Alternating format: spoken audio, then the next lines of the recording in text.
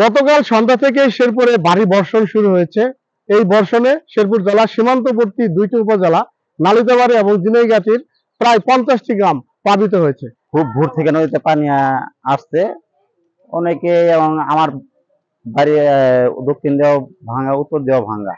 এখন পর্যন্ত কারো চুলা এখন আগুন জ্বালানো হয় নাই, শুধু পানির কারণে। কেউ বাজার থেকে চিড়ামুড়ি আইনা খাইতেছে, এ পর্যন্তই এখন পর্যন্ত দিন চলতেছে। কিন্তু আঙ্গরদের খুব আশা যেন এই নদীর চার সাইড দিয়ে একটা বেড়িবান হওয়া দরকার, এবং দোতারা নামাজ হলেও মুসল্লিরা এখানে আসতে পারে না। এবং প্রত্যেক বাড়িতে এখন পর্যন্ত হাঁটু পানি রয়ে গেছে, প্রত্যেকের বাড়িতে পানি আছে। মানুষের খাদ্যের এখন সমস্যা, এখন বাড়িতে খাবার কিছু থাকলেও রান্নার সমস্যা। এবং সবচেয়ে বড় কথা হলো ঝিনাইগাতী বাজারের ভিতরে যত ব্যবসায়ী আছে, প্রত্যেকটা ব্যবসায়ী হাজার হাজার টাকা, কারো কারো লক্ষ টাকা ক্ষতি হয়ে গেছে।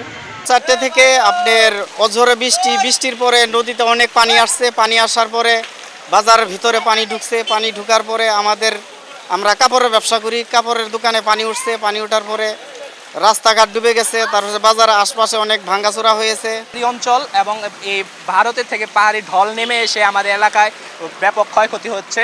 আর সেই সাথে ঝিনাইগাতীতে যত রক্ষাবাদ ছিল সেটা ভেঙে যাচ্ছে। ভেঙে আমরা এখানে অনেক ক্ষয়ক্ষতির শিকার হয়েছি। ঝিনাইগাতীতে এই মহারশী নদীর বাঁধ ভেঙে শহরে পানি ঢোকার ফলে যে পরিস্থিতি সৃষ্টি হয়েছে, এটা শুধু আজকে নয়, 52 বছরের দুঃখ ঝিনাইগাতীবাসীর। আমরা 52 বছর যাবৎ ঝিনাইগাতীর এই শহর রক্ষা বাঁধ নির্মাণের দাবি জানিয়ে আসছি। সরকার থেকে বারবার আমাদের আশ্বাস দেওয়া হলেও বাস্তবে এখানে কিছুই করা হয় নাই।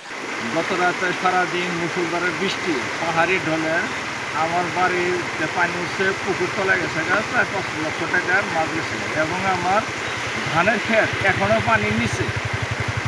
এখন এই ধানটা কি হবে না হবে এটা বলতে পারছি। ঝিনাইগাতী উপজেলার মহারশী নদীর 3টি পয়েন্ট সংযোগ বিচ্ছিন্ন হয়ে পানি এলাকাতে প্রবেশ করেছে। এতে ঝিনাইগাতী উপজেলা 5টি ইউনিয়নের প্রায় 40টি গ্রাম প্লাবিত হয়েছে। এই সমস্ত গ্রামগুলোতে প্রায় আমনের অনেক ক্ষতি হয়েছে। এছাড়াও মাছের ঘের, শতাধিক মাছের ঘের ক্ষয়ক্ষতি হয়েছে।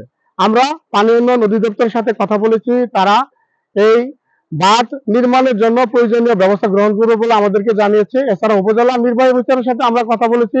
উপজেলা নির্বাহী অফিসার সংশ্লিষ্ট ক্ষতিগ্রস্তদের ক্ষয়ক্ষতির পরিমাণ নিরূপণের জন্য তারা কাজ করছে এবং ক্ষতিগ্রস্ত পরিবারদের সহায়তার জন্য তারা ব্যবস্থা নেবে বলে আমাদেরকে আশ্বস্ত করেছে।